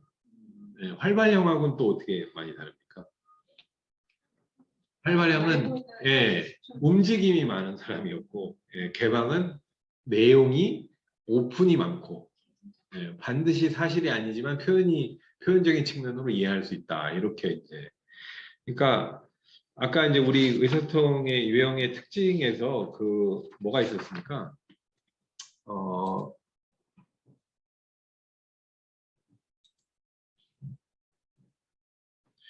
그 유사성 그렇죠? 여기 보시면은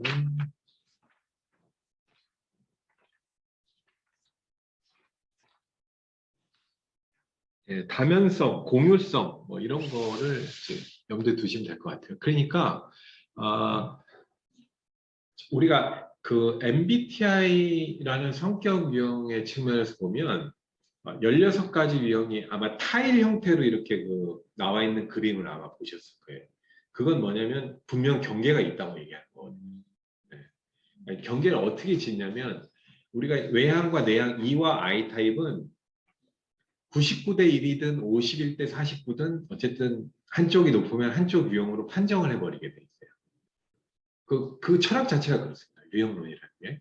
그러면 명확한 선의 구분이 생기는 거죠. E 타입과 I 타입은 다르다고 보는 거니까요. 어떻게 다른지는 어느 정도는 관계없지만 어쨌든 다르다고 보는 거예요. 근데 이런 의사소통 유형 측면에서는 서로 겹치는 게 아마 있을 것 같아요. 그렇죠. 그래서 다 명확한 구분되는 경계가 있는 게 아니고 이제 이 공유성이라고 얘기하고 있지 않습니까? 각 유형들의 특성은 서로 공유가 된다. 다면성은 사람은 한 가지만 갖고 있지 않다. 이런 거하고도 관계 있듯이 공유성은 서로의 특징이 공유가 된다. 그 중에서 극적인 유형, 뭐 개방형, 활발형, 공유되는 측면이 분명히 있겠죠. 그러나 구분은 또 하실 줄 알아야 돼요. 예, 그렇게 이해하시면 정확하시다고 보면 되겠습니다. 자, 밑에 269페이지 아래 부분 보시면 의사소통 단서 제공자라고 돼 있고, 개방형은 지배성, 지배형, 인상형과도 강한 연관성을 가진다. 이것과도 연관성을 가질 수가 있겠죠, 그렇죠? 말을 많이 한다는 측면에서 지배형과, 인상형은 이제 그런 걸 통해서 뭐 인상을 강하게 남기느냐, 이 사람들은 좀 약간 표현하고 좀 분위기를 좀 좋게 이끌어 나가려고 하는 그런 성향이라고 돼 있는데, 그런 측면에서 뭐 강한 연관성을 갖는다 이렇게 돼 있습니다. 어쨌든 그 개방형은 의사소통에 있어서 상대방이 판단할 수 있는 정보를 많이 던져준다고 그래요. 아무래도 그렇겠죠. 그렇죠. 말을 많이 하기 때문에. 거기 예를 든 게 이제 나는 독실한 뭐 신자다라고 얘기했을 때 종교와 관련된 그런 신호를 보내는 것과 같다. 뭐 처음 만났을 때 그런 얘기 잘 안 합니다만, 물어보기 전에 그런 얘기 잘 안 하죠. 근데 뭐 그냥 오픈하는 사람들이 있어요. 어쨌든 단서를 전달해 주는 거고, 그냥 개방성이 높다 이렇게 생각하시면 되실 것 같습니다. 자, 9번째 보시면 우호형, 프렌들리. 자, 앞에 나와 있는 것들과 좀 약간 또 유사한 유형들이 좀 머릿속에 좀 떠오르셔야 되겠죠. 예. 어유형 뭐 이런 것과도 관련이 있을 거예요. 자, 우호형은 친밀감 형성에 매우 호의적이다 이렇게 되어 있습니다. 예. 이게 아마 정말 그 맞장구 쳐주고 그 리액션 좋은 측면은 우호형이 이제 가장 뛰어나다라고 생각하시면 되실 것 같아요. 그렇죠? 친밀감을 형성하다. 그러니까 아까 앞에 나와 있는 안정감을 주는 안정형하고는 또 조금 다르겠죠. 요게. 예. 안정감을 주는 안정적인 그런 좀 되게 편안하다 이런 것과 우호형들은 그냥 정말 친밀감을 주는 것이죠. 예. 그 처음 만남에서도 아주 따뜻함을 느낄 수 있고, 그런 사람들. 뭐 여성에게 이제 더 많은 그 케이스가 나타날 거라고 생각합니다. 네.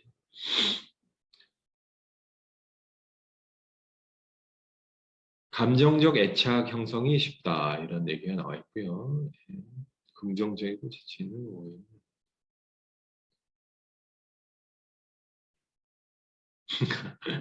거기 친밀감 아랫부분 보시면 타인에게 완전히 공감하지 않았음에도 불구하고 습관적인 공감과 칭찬을 표시하기도 한다.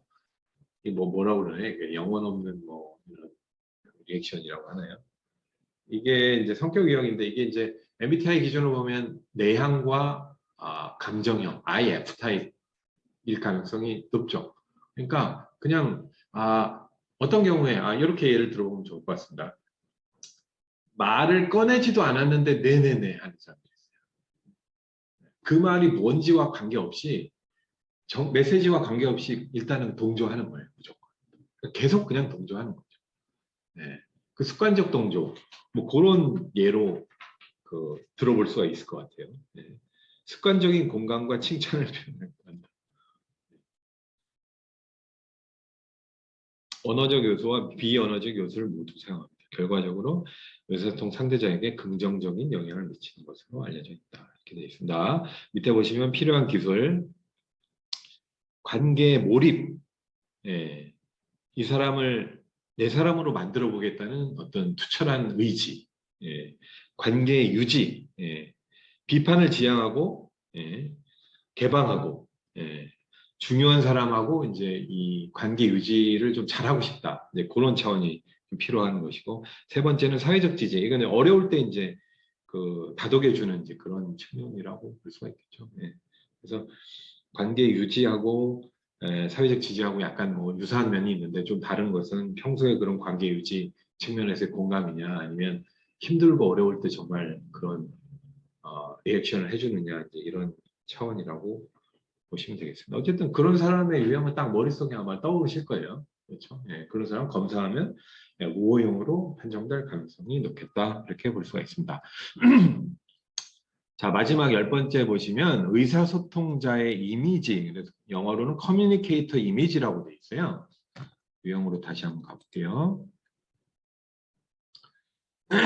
자, 여긴 종속 변수라고 되어 있죠. 예. 이게 뭐냐고 이제 봤더니만 위에 거는 독립적으로 어떤 유형에 따라서 그런 이 검사에서 보고를 하면 그 유형 행동이 유형 수치가 높아지는 그런 독립적인 유형으로 판정이 되는가 하면 종속은 이게 뭐냐면 본인이 스스로 유형과 관계없이 내가 좋은 의사소통을 하고 있는가를 주관적으로 측정한 개념이라는 거예요. 이렇게. 그래서 종속 변수로 따로 띄어져 있습니다. 네. 그래서 이 문항들은 어떤 문항으로 되어 있냐면 의사소통을 그냥 간단히 말하면 잘하고 있느냐, 잘한다고 생각하느냐를 본다는 거예요. 위에 것들은 뭘로 보겠습니까? 우리 관찰 가능성을 얘기했기 때문에 측정 가능한 행동으로 나타난 걸 물어봐요. 그렇죠? 나는 어떻다, 어떤 걸 많이 쓴다, 뭐 이런 것들 물어보니까 유형 판정이 목적이고 밑에 있는 의사소통자 이미지는 그래서 결과적으로 의사소통을 잘 하셨습니까? 잘 한다고 생각하느냐? 이런 식으로 이제 그 의사소통의 이미지에 대한 주관적인 스스로의 판단을 물어본다. 이렇게 생각하시면 됩니다. 요거를 재밌는 개념이에요. 그러니까 일반적인 어떤 유형검사 차원에서 예를 들면 뭐 이렇게 뭐 예를 들어볼 수는 있을 것 같아요. 이게 뭐 적절한지는 좀 더 봐야 될 것 같은데 MBTI에도 16가지 유형이 있잖아요. 성격 검사 유형이.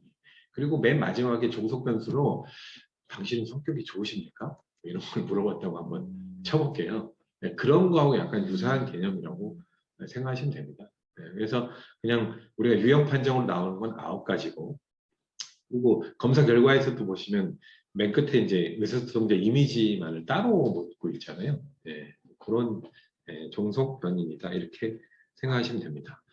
자, 여기까지 10가지의 9가지 독립, 1가지 종속 변수로 되어 있는 사실은 유형인 측정 그 요소, 노턴의 의사소통 10가지 유형의 요소들을 살펴본 거예요. 여기 이렇게 10가지예요. MBTI가 16가지로 성격 유형을 규정한 것과 마찬가지 개념, 컨셉, 철학으로 만들어놓은 의사소통의 10가지 유형이다라고 보시면 됩니다. 이해하셨죠? 유사한 것도 있고 겹치는 것도 있고 완전 다른 반대인 것도 있고 그런 사람 떠올려 보면 이러이러한 사람이 이런 유형이 되겠구나 우리가 이해를 할 수 있어요. 그 다음이 이제 조합인데 상호 간의 조합. 그래서 제가 말씀드린 게 검사를 앞으로 활용하면서는 워크숍이 될 수가 있겠죠. 그렇죠? 아니면 두 유형을 놓고 검사 결과를 놓고 서로 간에 소통에 관한 상담을 할 수도 있을 거예요. 그게 뭐 부부 상담, 뭐 가족 상담, 부모 자식 간의 상담, 뭐 학원에서도 뭐 부모와 자식 간의 상담할 수 있는데 물론 MBTI 가지고도 할 수는 있을 것 같아요. 근데 구체성이 약간 떨어질 수는 있을 것 같아요. 제가 만약에 MBTI를 가지고 저야 뭐 MBTI를 뭐 워낙 많이 했으니까 갖고 하면은 이러시죠 저러시죠 물어보면서 이렇게 대화를 섞게 할 수는 있을 것 같아요. 근데 이거는 좀 더 구체적이고 더 이 말하는 스타일과 받아들이는 스타일의 특정에서 이게 구성이 돼 있잖아요.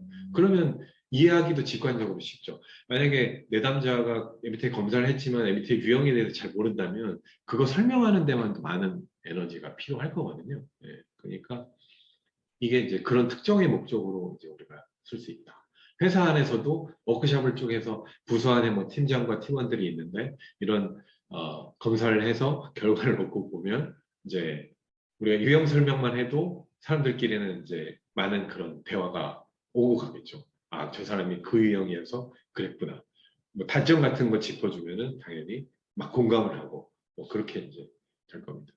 거기다가 뭐 전문가 선생님들이라면 MBTI를 조합을 하면 훨씬 더 많은 정보가 생기겠죠. 네, 그런 식으로 워크숍에 이제 쓰면 상당히 좋겠다 그런 생각을 많이 했습니다. 학교에서도 이제 마찬가지예요. 네. 뭐 어휘 자체 유형 자체는 우리 삶에서 뭐 우리 주변에서 늘 발견할 수 있는 거니까 그렇게 어려운 게 아니고 검사 자체가 뭐 쉽고 간단하게 구성이 되어 있습니다. 검사 이제 리포트를 이제 볼 건데 그 전에 지난주에도 우리가 성격 특질의 그 대분류와 소분류처럼 얘기했잖아요. 그러니까 빅5라는 걸로 묶었잖아요. 예. 근데 여기도 10개를 묶어서 2차 유형을 얘기를 하고 있어요. 예. 그 유형을 한번 보겠습니다. 2차 유형 대분류. 대분류하니까 이게 뭐 대분류의 인셈이죠. 아홉 개 독립, 그 다음에 한 개 종속이 이게 유사한 것들이 묶어보면 우리가 유사한 거 지금 얘기하면서 했으니까요. 아, 그럼 뭐하고 유사하겠구나가 우리 마음속에는 있어요. 이제 그거를 유사한 분류끼리 묶은 것이 대분류가 되겠습니다. 예, 그래서 거기 대분류에 6가지가 있는데 첫 번째는 이제 의사소통 우수성이라고 표현이 돼 있어요. 두 번째 활동형, 친화형, 경쟁형, 여유형, 개방형 이렇게 되어 있습니다. 자, 그냥 생각을 하면서 말씀을 드려볼게요. 의사소통이 우수하다는 거는 아까 제일 마지막에 우리가 의사소통 그 이미지 이게 높으면 의사소통이 우수하다고 지각한다고 얘기했잖아요. 네, 그거하고 의사소통이 그 이루어진 이후에 상대방의 가장 강한 인상을 남기는 스타일이 뭐라고 말씀드렸죠, 아까? 네, 인상형. 네. 그래서 그 두 개를 합치니까 의사소통이 우수한 유형으로 한 유형을 이제 여기서 얘기를 하고 있는 거예요. 네, 그렇게 조합을 하시면 됩니다. 아, 인상을 강하게 남기고 의사소통을 잘하는 유형. 그래서 의사소통 우수성이 첫 번째이고 두 번째 활동형은 극적 유형과 활발형의 종합이다라고 되어 있습니다. 네, 극적 아까 뭐죠? 막 과장, 비유 막. 네. 활발형 뭐죠? 비언어죠. 예, 그게 두 개가 합쳤다고 생각해 보세요. 아우, 정신이 없겠죠? 예, 그래서 그거를 두 개를 합쳤더니만 활동형이라고 이제 유형이 하나가 나왔어요. 어, 뭐 아주 유형의 특징을 명확하게 구분 짓기 위해서 그런 겁니다. 사실은 우리가 극적, 뭐 활발형, 뭐 개방형 등등 사실은 그냥 말하는 것만 보면은 검사를 하기 전에는 뭐를 구분이 명확하지 않은 유형들이 있을 수 있겠습니다만 여기서는 그걸 묶어서 아예 그런 고민을 없애버린 거예요. 예. 그러니까 우리가 빅5처럼 5가지 유형으로 보는 거하고 어제 그 지난주 말씀드린 대로 16가지 특징으로 보는 것이 뭐 어떤 차이가 있습니까? 빅5로 보면 분류하기는 되게 쉬워요. 그러나 세세한 특징은 개별 특징에서 보는 게 좀 더 자세합니다. 예, 그런 식으로 이해하시면 되실 것 같아요. 그러면 뭐 어떤 경우가 나오겠습니까? 대분류로 보면 똑같은데 실제로 개별 유형에서 보면 다를 수가 있겠죠. 그러면 뭐가 다른지가 나올 거고 뭐 검사 결과에든지 물론 그런 식으로 나올 거라고 생각이 돼요. 활동형이 극적 유형과 활발형의 종합이다라고 보시면 되고 그 다음에 친화형이 되어 있습니다. 친화형은 뭐의 조합이냐? 주의형과 우호형의 조합이다 이렇게 되어 있습니다. 네. 주의형과 우호형. 우호형 아주 친밀감이 형성하는 분이고 주의형은 어떻습니까? 어땠죠? 대표적으로 그냥 저 사람 내 말 잘 들어주고 있는 것 같아. 예. 그러면서 친밀감이 더해. 아, 뭐 상담을 말 들어주는 사람으로서는 아주 이상 좋은 유형이 없을 것 같아요. 묶어서 우리가 친화형이라는 걸로 만들었습니다. 화자와 청자 모두에게 서로의 긍정적인 의사소통 이미지를 남기고 상대방의 배려에 깊은 인상을 받게 된다. 이렇게 기술하고 있고요. 자, 그 다음 유형 뭐 안 나올 수가 없죠. 경쟁형이 나왔어요. 예. 지배형과 논쟁형의 조합이에요. 예. 아까 유사성 이제 말씀드렸지만 MBTI로 보면 외향 사고하고 내향 사고의 치열한 전투라고 볼 수가 있어요. 외향 사고와 내향 사고가 전투를 벌이면 양상이 어떻게 되겠습니까? 예. 외향이 막 주도적으로 이끌어 나가려고 막 던지겠죠. 그러면 내향 사고형은 잘 듣고 있다가 거기에 오류를 막 파악을 해서 계속 딴지를 걸 겁니다. 논리 측면에서는 둘 다 똑같기 때문에 지지 않으려고 하겠죠. 좀 막 더 떠벌리면서 뭐 이끌어 나가고 뭐 그러려느냐 아니면 그러니까 이게 이제 그 복싱을 보면 인파이팅을 보면 내양 사고는 아웃파이팅을 하겠죠. 삭삭 빠지면서 이제 오류를 정확히 짚어내고 거기에서 논리를 이제 개진시키는 이제 그런 형태가 될 겁니다. 어쨌든 그 둘은 논리로 무장하고 있기 때문에 아까 뭐 그런 얘기가 나왔잖아요. 도전하고 딴지 걸고 막 반대하고 반기를 드는데 전혀 두려워하지 않는다. 그런 차원에서 경쟁형이라고 이름을 이제 붙여놨습니다. 지배형과 논쟁형의 조합이다 이렇게 돼 있는데 밑에 맨 마지막 줄 보시면 지배형은 의사소통자 이미지와 강력한 관련성을 보이고 논쟁형은 의사소통 이미지와 별로 관련성이 없다 이렇게 돼 있습니다. 지배형은 나 잘했어 뭐 이렇게 스스로 지각할 가능성이 좀 높다는 거예요. 외향적 사고예요. 네. 뭐 그렇게 이미지를 붙이면 안 되겠습니다만 아까 이제 말씀드렸던 특징 중에 뭐 좀 잘난 척하고 뭐 좀 그렇지 않으면 사실은 지배형이 되긴 어려워요. 왜냐하면 내가 하는 말에 어떤 오류가 있을 거라고 끊임없이 의심하면 그렇게 고압적으로 나가기 어렵습니다. 상대방의 행동을 수정하기를 요구하면서 스스로 이렇게 그런 어떤 불안이나 어떤 부족함 이런 것들을 강하게 인식하기는 좀 쉽지는 않거든요. 예, 그런 특징이 있다. 여기서도 이제 그렇게 기술을 하고 있는 겁니다. 그 다음에 여유형과 개방형은 그냥 하나씩입니다. 예, 예. 여유형, 개방형 그냥 하나씩이에요. 그렇게 이제 만들어 놨습니다. 그래서 모두 6가지의 대분류, 큰 유형의 의사소통 유형이 분류가 된다. 이렇게 기술을 하고 있다라고 보시면 됩니다. 자, 그에 대한 설명이 이제 쭉 나와 있고요. 자, 결론을 보실까요? 273페이지 보시면은 의사소통은 서로가 생각과 정보를 주고받는 상호 과정이다. 일방적인 일방통행의 커뮤니케이션이 아니다. 이렇게 되어 있고요. 노턴이 이제 그런 식으로 독립, 종속 10가지의 이제 의사소통 유형을 얘기를 했고 2차 유형으로 대분류로 6가지를 또 얘기했다. 이렇게 되어 있습니다. 자, 뒷장 보시면 결과적으로 이게 되게 중요한 얘기인 것 같아요. 가장 유능한 의사소통자는 상대방에게 깊은 인상을 남기는 사람. 인상형이죠. 네. 자신의 이야기를 허물없이 나누는 사람. 개방형입니다. 네. 적극적으로 대화를 주도하는 사람. 네.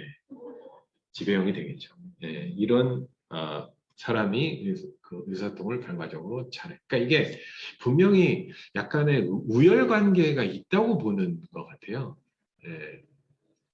사실 저는 말하는 걸 뭐 그렇게 좋아하지도 않습니다만 말하는 게 또 재미도 없고 잘한다고 생각을 잘 안 해요. 그래서 어디 나가라고 그러면 잘 안 나갑니다. 제가 뭐 강연을 하자 뭐 하자 뭐 이런 거 특히 좀 잘 못하는데 거기에 맞는 그러니까 대중의 그런 의사소통 특히 청자로서의 받아들이는 그런 스타일에 맞는 의사소통을 발화를 잘하는 스타일의 사람이 있습니다.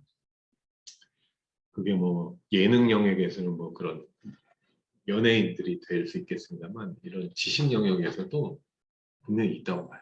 근데 그런 사람들이 반드시 엘리트 지식을 얘기하진 않죠. 뭐 그런 차이는 있어요. 그럼 듣기 좋고 재미있고 그런 것과 좀 다른 측면의 어떤 절대적인 어떤 지식 측면이라는 게 분명히 있는데 뭐 사실 저는 검사를 연구하고 만들고 하기 때문에 이쪽은 사실 할 필요도 없고 예. 저는 검사가 잘 만들어져서 잘 쓰여지면 그걸로 이제 그게 이제 본질적인 역할이기 때문에 어쨌든 그 중에 의사소통이라는 이론이 있어서 한번 이제 이번 시간에 한번 짚어봤는데 그렇게 해서 이제 이번 시간에 결론을 내도록 하겠습니다. 이렇게 한 10분 정도 남았는데 결과표 한번 보실까요? 뭐 이게 또 개인정보라서 예, 제 걸로 한번 보겠습니다.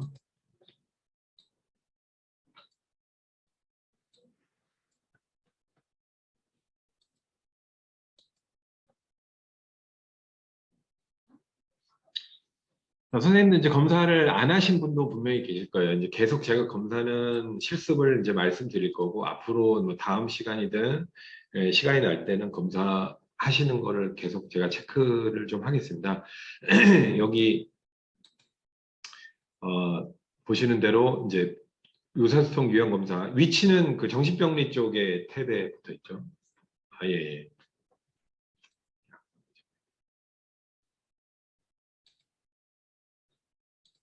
예. 잘 보이시죠, 이제? 자, 정신병리 탭에 있는 의사소통 유형 검사가 되겠습니다. 제가 잘 기억이 안 나는데, 그 첫 번째 검사 탭이 성격 인성인데, 그쪽에 들어가 있어야 될 것 같긴 한데, 어쨌든 두 번째 정신병리 쪽 탭에 들어 있습니다. 그래서 의사소통 유형 검사 결과가 있고, 이게 제게 아니군요. 이게 제가 어제 Q&A를 하다가, 네, Q&A를 하다가,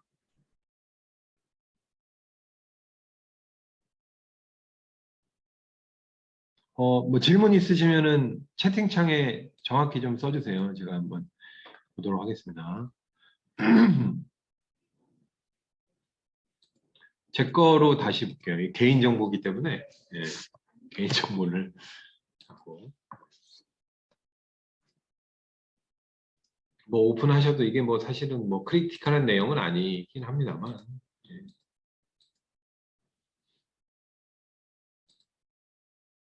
네, 정신병리 탭에 의사소통 유형 검사가 있고요.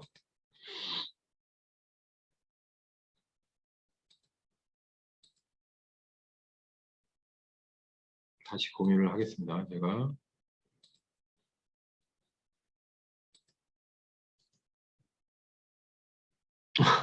검사 방법. 저기 단톡방에 매뉴얼 참조하시면 되고요. 예. 다시 한번 들어가는 방법만 제가 다시 말씀드릴게요. 회원관리 가시면 선생님들 기관에서 그 검사한 학생들을 쭉 볼 수 있습니다. 이것도 제가 공유를 일단 먼저 해드리네요. 네, 회원관리에 와보시면 선생님들 기관에서 하신 학생들, 그러니까 뭐 피험자들, 학생이든 피험자든 그 리스트가 보이실 거고요. 저는 이제 그 전체 관리자이기 때문에 모든 기관이 그냥 다 보이는 겁니다. 그 중에 검색을 하셔도 되고 리스트에서 찾으셔도 되고 이름을 클릭하시고 그다음에 검사 영역을 클릭하시고 그다음에 여기 정신병리 쪽에 이제 의사소통 유형 검사가 들어 있습니다. 클릭하시면 문항이 뜨시고요. 문항을 닫으시면 예전에 하신 선생님들은 검사 결과 기존 이력이 쭉 보이실 겁니다. 요거를 새로 공유를 하겠습니다. 이게 창별로 공유됐습니다. 요게 이제 검사 결과가 되겠어요. 그래서 다 끝나시면 이런 결과물을 보실 텐데 위에서부터 오시면 여기가 커버 페이지가 되겠고요. 보시면은 9개 독립, 그다음에 1개 종속 변수에 대한 수치가 나와 있습니다. 그래서 높은 것이 그 유형이 높은 것이고 점수가 낮은 게 본인의 유형과 관련이 없는 겁니다. 요거는 제가 테스트용으로 샘플로 좀 해본 겁니다. 제 유형하고는 조금 다를 수는 있어요. 그래서 이 유형이 그냥 실 데이터라고 보면 이 사람은 주의형과 뭐 지배형이 높다 이렇게 나왔는데 실 데이터가 아니라서 그렇겠죠. 예. 실 데이터 한번 보여주실 선생님 계신가요? 뭐 공유를 해도 되겠습니까? 예. 서로 찾아 검색하시면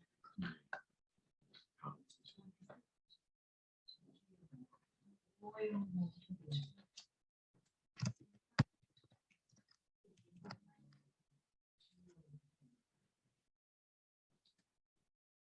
네, 한번 실 데이터를 한번 보시죠. 공유를 다시 보겠습니다.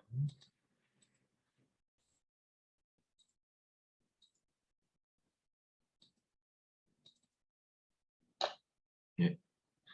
자, 선생님 한 분의 실제 데이터 결과 한번 볼게요. 자, 1차 유형에서 9개의 독립 변수 중에 주의형과 우호형이 높게 나오셨습니다. 자, 순서대로 한번 볼까요? 주의형이 제일 높으시고 우호형이 그 다음이시고 그 다음에 인상형이시고 예, 좋습니다. 낮은 걸 보면 극적 유형, 지배형, 개방형. 좀 일관성이 있으시네요. 그렇죠. 예. 그래서 뭐 사실 상담 쪽, 코칭 쪽 하시는 선생님들은 약간 비슷한 패턴이 많이 있으실 것 같아요. 그래서 주의형, 잘 들어주고 있다는 인상을 강하게 주시는 거. 그다음 우호형은 이제 대화 중 이후 아주 친밀감을 많이 형성하실 수 있는 그런 유형이다. 이렇게 볼 수 있습니다. 인상형도 있으신데 뭔가 장치가 좀 있으신가 봐요. 그렇죠. 그런 거는 이제 아마 지금부터 뭐 저도 사실은 잘 모르겠습니다만 좀 우리 의외로 사람들의 평가에 대해서 잘 모르는 경우가 많은 것 같아요. 네, 자기 스스로에 대한 거. 특히 외모에 대한 평가는 반대로 알고 계신 분들이 많죠. 네. 성격도 뭐 그런 게 좀 객관적으로 보기는 좀 어려운 면이 있으니까 그렇죠. 그렇고 자 그러면 과연 W로는 어떻게 나오셨을까? 역시 친화형 두 유형의 합인 친화형. 그 다음에 의사소통 우수성도 좀 높게 나오셨고 여유형 아까 높은 대로 그대로 여유형은 그대로 단일 요인이 그대로 들어오는 거니까 높으시고 활동형이나 경쟁형, 논쟁 그런 쪽은 좀 낮으시고 개방형은 보통 정도 이렇게 나오신 겁니다. 아주 적절하게 평가가 된 것 같습니다. MBTI 유형은 무엇인가요?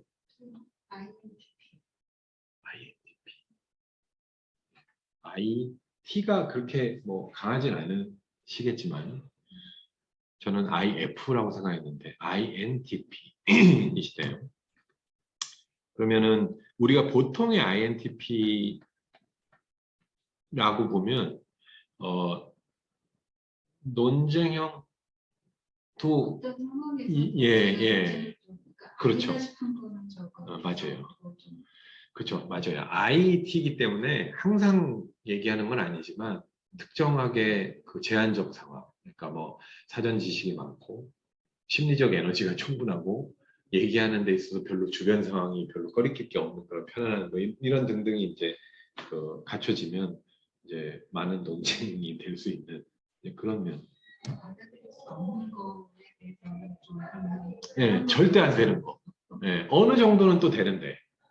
그리고 또 P타입이시면 또 아주 뭡니까 융통성이 좀 있는 편이니까 그런 거를 강하게 뭐 있는 그대로 이제 하지는 않습니다만 그런 면도 조금 있으실 것 같은데 어느 정도는 좀 약간 나오신 부분은 있으시고 그리고 제일 낮은 것은 아무래도 활동형이 제일 낮으시다.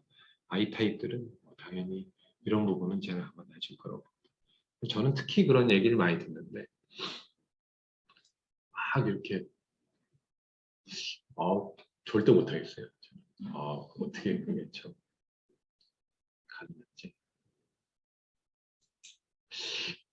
소주를 한 3병 정도 먹으면 혹시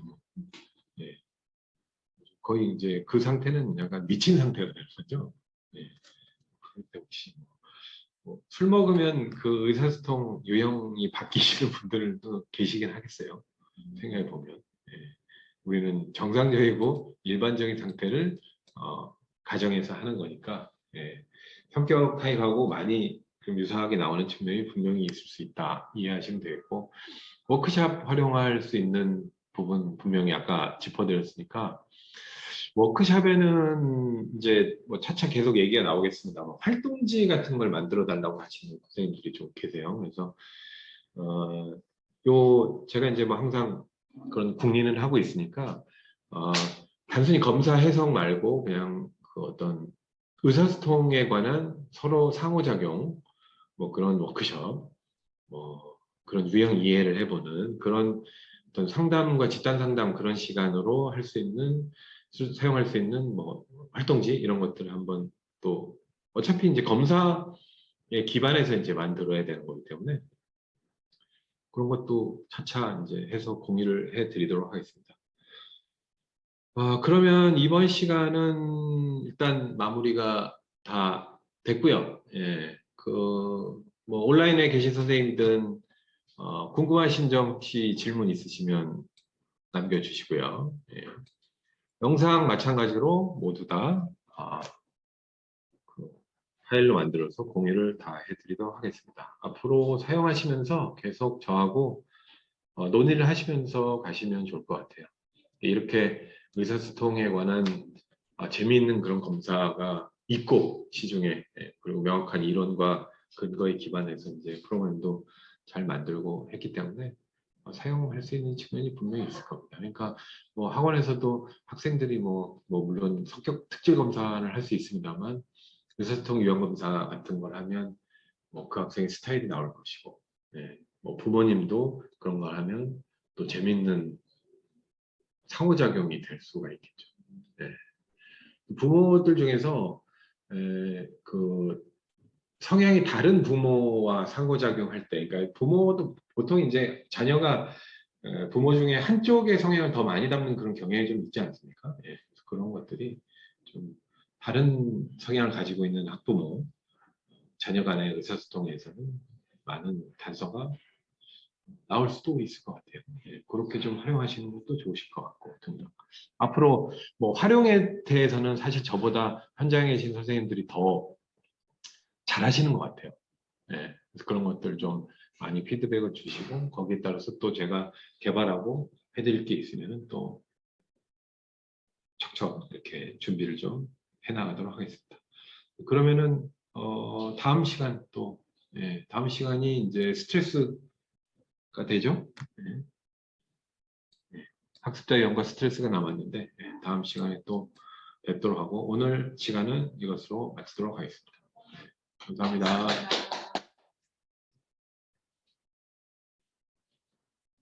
검사도구가 어린